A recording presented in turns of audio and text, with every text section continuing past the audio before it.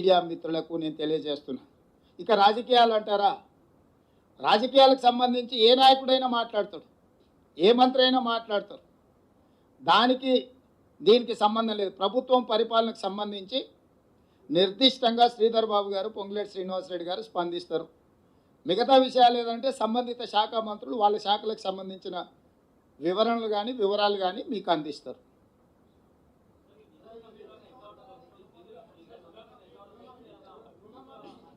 తినబోతూ రుచులు ఎందుకు, వంట ఎట్లా ఉండాలనో మా నలబీబా పాకం వండే మా బట్టి విక్రమార్క గారికి తెలుసు. మీరు ఒకటే గుర్తుపెట్టుకోండి, రైతులకు ఇచ్చిన మాట ప్రకారం రుణమాఫీ చేసి తీరుతాము. దీనికి సంబంధించి మీకు శశబిషలు అక్కర్లేదు. స్పష్టంగా మీకు చెప్తున్న విధి విధానాలు, నిధుల సేకరణ ప్రభుత్వం బాధ్యత, ఆర్థిక మంత్రి బాధ్యత. మీకేమైనా ఇంకా లోతుగా వివరాలు కావాలన్నా, వివరణ కావాలన్నా ప్రత్యేకంగా ఆర్థిక మంత్రి, ఉప ముఖ్యమంత్రి బట్టి విక్రమార్క గారిని మీరు నిస్సందేహంగా సంప్రదించవచ్చు.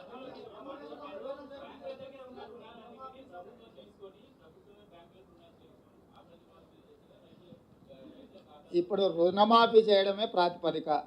ఏ ప్రాతిపదికన చేస్తామనేది అది మా అంతర్గత అంశము. దానికి సంబంధించి వివరాలన్నీ కూడా మీరు తీరిక సమయంలో ఆర్థిక మంత్రి గారిని సంప్రదించండి, వారు వివరిస్తారు. దీనికి అర్హులు ఎవరు, అనర్హులు ఎవరు సార్? ఈ రుణమాఫీకి అర్హులు ఎవరు? ఆ అర్హులు అనర్హులకు సంబంధించి విధి విధానాల మీద పూర్తి స్థాయిలో చర్చించినము. నియమ నిబంధనలు అన్నిటిని కూడా మంత్రివర్గం ఆమోదించింది. తొందరలోనే మీకు ఆ జీవో విడుదల చేస్తాం. అందులో మీకు పూర్తి వివరాలు ఉంటాయి.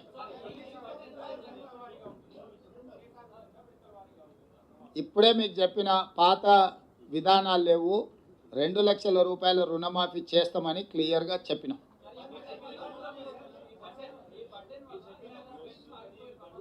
గడువు లోపల చేయడానికే కదా ఇదంతా చారి గారు. 5 సంవత్సరాలు ఆయనలాగా చేయాలంటే ఇంత హడావిడిగా, ఇంత అర్జెంటుగా, ఇంత పకడ్బందీగా మంత్రివర్గ సమావేశం పెట్టడం, మేమందరం వచ్చి కూర్చోవడం, మీకు వివరించడం, ఒకవేళ అంతకంటే కొంచెం ముందిస్తే మీకు ఏమైనా అభ్యంతరమా?